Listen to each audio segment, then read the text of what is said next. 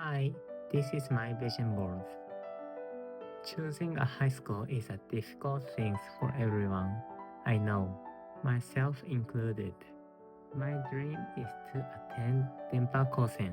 I'm studying hard every day to make sure that dream comes true. I want to get good grades and make lots of friends. I also want to take a trip to Fukuoka with some of my closest friends via Shinkansen. That's going to be fun.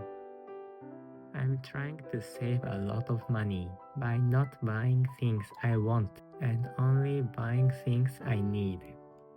I want to spend more time with my family doing fun things at home, like playing card games.